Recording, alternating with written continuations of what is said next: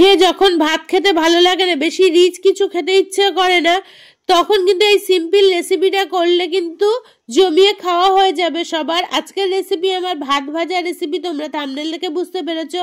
তো ঘরে থাকা সামান্য উপকরণ দিয়ে খুব কম সময় এইরকম রেসিপি হয়ে যাবে, আর এই রেসিপির সাথে খুব একটা কিছু প্রয়োজনও হবে না। তো চলো স্কিপ না করে দেখতে থাকো, স্টেপ বাই স্টেপ দেখিয়ে দিচ্ছি আমি কিভাবে এই রান্নাটা করি। অনেকেই জানো, আবার অনেকে হয়তো জানো না। যারা জানো না তাদের জন্য এইভাবে একবার দেখিয়ে দিচ্ছি, অবশ্যই দেখবে দারুণ টেস্টি হয়। চেটে পুটে বাড়ির বাচ্চা থেকে বড় সবাই খেয়ে নেবে। তো প্রথমে আমি চাল দিয়ে দিয়েছি, চালটাকে ভালো করে ধুয়ে নিচ্ছি। চালটা যে যার পরিমাণ মতো দিয়ে নেবে। তো ভালো করে চালটাকে ধুয়ে নিচ্ছি, দুবার তিনবার চালটা ধুয়ে এখন দেখো আমি বসিয়ে দিয়েছি গামলায়, ভাতটা হতে দিয়েছি। এই সুযোগে আমি সমস্ত সবজিগুলো কেটে নেবো, আর এখানে আমার ভাত রেডি কিন্তু। তো এখন কড়াই বসিয়ে দিয়েছি, কড়াইয়ে কিন্তু সমস্ত সবজিগুলো ভেজে নেবো। প্রথমে আমি রিফাইন্ড অয়েল দিচ্ছি, রিফাইন্ড অয়েলে আমি রান্নাটা করব। তো এখানে দিয়েছি বিনস, কাঁচা লঙ্কা, ক্যাপসিকাম, গাজর, ফুলকপি, মটরশুঁটি আর টমেটো কুচি। দুটো মিডিয়াম সাইজের টমেটো নিয়েছি, এইগুলো দিয়ে আমার রান্নাটা হয়ে যাবে। তো এখন দিয়ে দিচ্ছি দুটো শুকনো লঙ্কা ফোড়নের জন্য, কারি পাতা ফোড়ন, সর্ষে ফোড়ন দেব, আর একটু জিরে ফোড়ন দেব।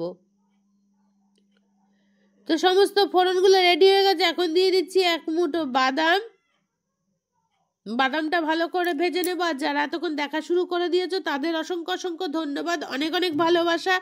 তো এখন দেখো আমি আগে দিয়ে দিচ্ছি গাজরগুলো, যে সবজিগুলো ভাজতে একটু সময় লাগবে সেগুলো দিয়ে দেবো। গাজরের পর দিয়ে দিলাম ফুলকপি,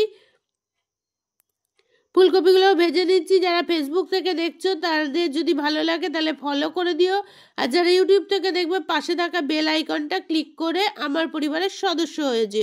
তো এখন দেখো বিনসগুলোকেও ভাজতে দিয়ে দিলাম, একটু মিডিয়াম আছে ভাজতে হবে। লঙ্কা কুচিগুলো দিয়ে দিচ্ছি,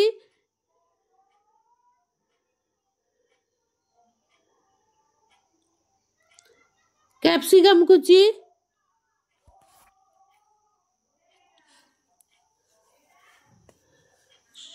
সমস্ত কিছু কিন্তু আমি এখন ভেজে নেব।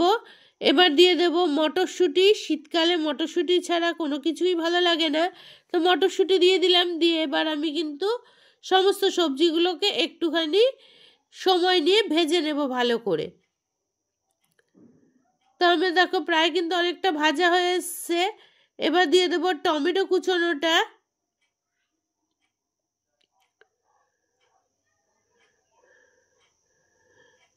তো এবার ভালো করে দেখো সবজির সাথে টমেটোটাকেও ভালো করে ভেজে নেব। এই পর্যায়ে আমি দিয়ে দেব পরিমাণ মতো লবণ, হলুদ গুঁড়ো, একটু জিরের গুঁড়ো আর আদা কুচি। আবারও সমস্ত কিছু দিয়ে ভালো করে সবজিগুলোকে ভেজে নেব।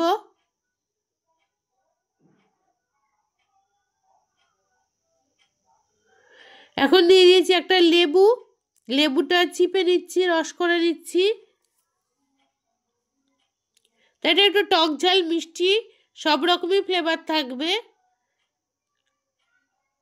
তো আমার কিন্তু সবজিগুলো ভাজা হয়ে গেছে। একটু দিয়ে দিলাম পরিমাণ মতো চিনি, খুব বেশি চিনি দেব না, একটু ব্যালেন্স ঠিক রাখার জন্য পরিমাণ মতোই চিনিটা দেবে, বেশি হলে ভালো লাগবে না এই ভাত ভাজাতে।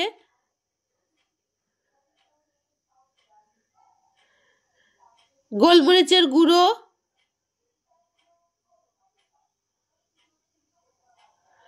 আবারও ভালো করে সবজিগুলো ভেজে নিচ্ছি। এবার যে লেবুর রসটা করা ছিল সেই রসটা ঢেলে দিলাম।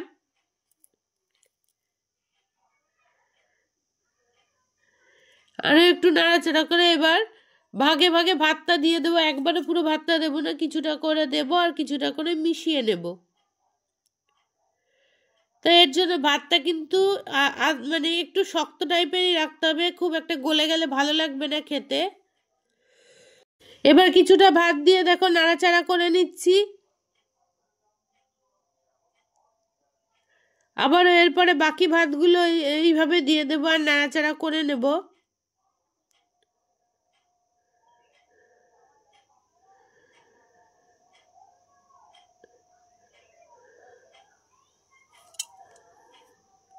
এতে খুব একটা তেল মশলা যে লাগে তা না, অল্প তেল মশলাতেই কিন্তু রান্নাটা হয়ে যায় এবং টেস্টি হয়।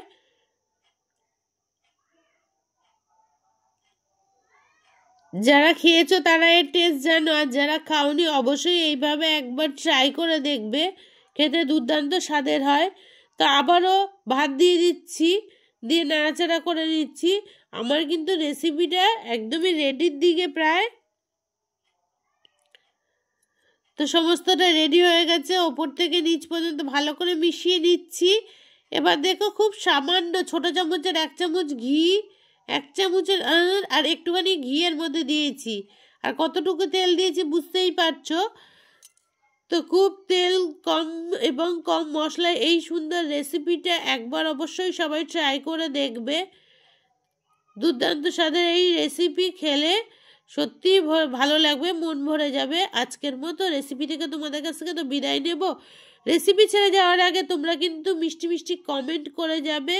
আবারও দেখা হবে নতুন কোনো ব্লগ ভিডিও বা রেসিপি ভিডিওর সাথে। ততদিন কিন্তু সবাই ভালো থেকো, সুস্থ থেকো, আর আমার সাথে থেকো, আমার পরিবারের সাথে জুড়ে থেকো। আমিও তোমাদের পরিবারের সাথে রয়েছি। এখন ওয়েদার চেঞ্জের সময় প্রত্যেক ঘরে কিন্তু নানান সমস্যা হচ্ছে, তো সেই সমস্যা থেকে সবাই কিন্তু দূরে থাকো। তো চলো আজকের মতো টাটা জানিয়ে বিদায় নিলাম তোমাদের কাছ থেকে।